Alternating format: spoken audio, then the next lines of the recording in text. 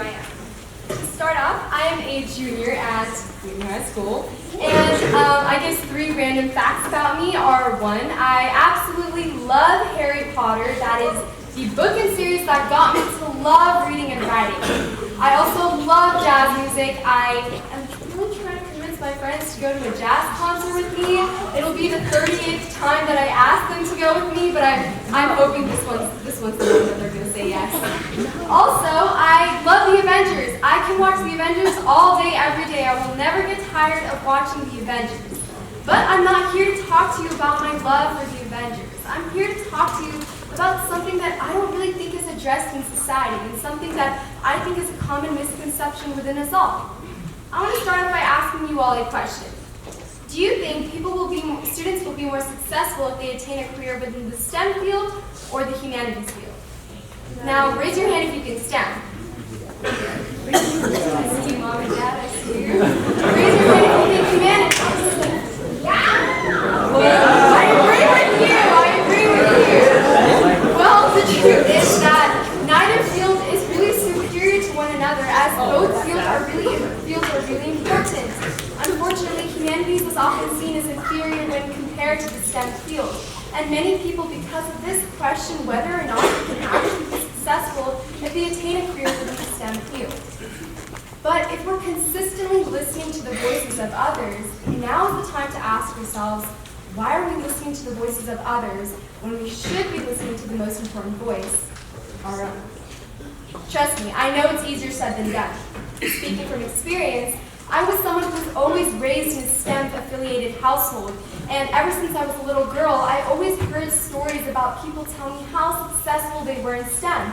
So there was really a pressure on me to go into the STEM field. So I decided up to 6th grade I was going to be a neuroscientist. That was my thing. Actually, funny story, Gmail has this feature where you can customize and set up your own signature that is attached to the end of every email you send. Because I was so sure that I wanted to be a neuroscientist, I decided to create my own professional signature that read, Rhea Raman, future neuroscientist, Harvard class of 2020. Looking back, not a good decision. What was more embarrassing was the fact that I put Harvard class of 2020 because 2020 is next year. I'm a senior next year, not graduating high school. I'm not graduating college. I am graduating high school, I hope.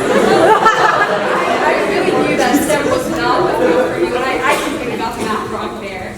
No, really though, I knew that STEM wasn't the field for me when I found my passion and my love in the humanities field. And that's when I knew that I had the power in my voice to also be successful in the humanities field too. But a sense of equality really isn't seen in our society today between the STEM field and the humanities field. Currently, STEM education is prioritized as top priority in American education systems, as humanities is often considered as secondary importance. Recently, Co-STEM organization has launched 13 new institutions ranging from preschool to 10th, 12th grade to push for the opportunity for students to have a STEM education. While it's so great and it's so important that students have this opportunity for STEM, it's also important to remember that students should also have the opportunities for humanities too. But this common misconception is what makes people hesitant into saying, do I really want to go into the humanities because I'm not going to be that successful? And honestly, this is kind of a sad story that we're seeing more and more students not feeling the courage that they have into going into the humanities field. And that wasn't something that I honestly realized until the 7th grade. So in 7th grade, I was admitted into Whitney High School, and it was a school that I really wanted to go to. I got the personal phone number from the mailman to see if I would get accepted or not, because I really just wanted to know if I was accepted or not. But I ended up getting my acceptance letter, and I was super happy because it was a school where I thought there were a bunch of clubs and activities that I could assimilate myself into, and that really wasn't something that I had in my elementary school. So the first club that I joined at Whitney was Model United Nations, also known as MUN. And I really, honestly, I kind of joined it because my brother, who's 4 years older than me, had been a part of the club. And he said that it was a club I should join because, I could be interested in it. But I was really hesitant because I was so very focused on becoming a neuroscientist that I didn't want to waste my time on clubs or organizations that didn't push me to be a neuroscientist. But I ended up joining from my brother always convincing me, and I'm proud to say that to this day, it is the best decision that I've ever made in my life. That's because through MUN, I learned skills and assets necessary to life, such as a sense of morality, self-awareness, and respect of diverse opinions, even if they contradict my own. It's led me on a path towards wisdom. I no longer feel afraid, and I fight against the silence many individuals treat me with when they say, "Rhea, stop focusing your time on politics or global phenomenons," when I should be focusing my time on becoming their definition of success, a doctor. But when I joined my mock trial organization in 9th grade, I knew that international affairs, law, and political science was something that I wanted to study, and it was something that I wanted to do for the rest of my life. Not because it could be deemed successful by my parents or by my friends or by anyone else, but because it was my definition of success. I found my passion, I found my voice into knowing that I have the power to create change in the world. So why shouldn't I feel proud to go into the humanities? The sad reality, though, is that this isn't often seen within our world today. The number of people who want to pursue an undergraduate degree in the humanities field has declined 10% since 2015. And this is often due to the misconception that the STEM field is the only way that they can be successful in life, and the humanities field really isn't that important. Currently, but what people really don't realize is that 60% of American CEOs have an undergraduate degree in the humanities, and 2/3 of people who go into the humanities or who have a degree in the humanities field are employed in the private sector. So really, they are successful, but people just don't see that notion because they ignore half the things in our life that make our world beautiful and creative. Take Steve Jobs, for example.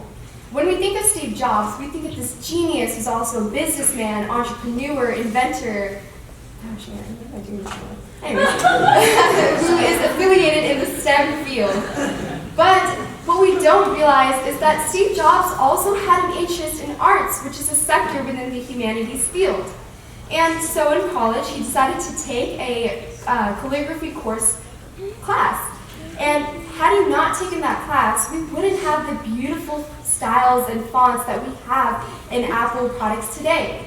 This goes to show that beautiful things come out of the humanities, and if we ignore that, we ignore half the things that make our world interesting and beautiful. Always being, in a STEM-affiliated household, and even being in a really heavy STEM-based school, I always felt out of place, and I felt abnormal for being different. But humanities has taught me that I have a place in this world because I don't fit in. It's made me love and cherish my individuality. Humanities makes me aware of the present moment, and it makes me acknowledge life as it changes. I no longer feel afraid to talk with power in my words, and I'm confident in who I am now. And honestly, I wouldn't be up here today if I wasn't as passionate as I am for the humanities. So if there's one thing I want you all to take away from this, is that there will always be people telling you their definition of success, and people will always tell you what they think is best for you in life. But as cliche as it sounds, only you can define success for yourself, because it's your life. So you live it the way you want to live it. And honestly, I kind of like to think of STEM and humanities like the Avengers. Just like the Avengers combined forces to fight Mr. Bad Guy X at the moment, STEM and humanities are stronger together, so there really isn't one best, field. I personally think that Thor is the best superhero, and he does do the most damage with his hammer, but it isn't until the team finally unites that the day is saved. Thank you.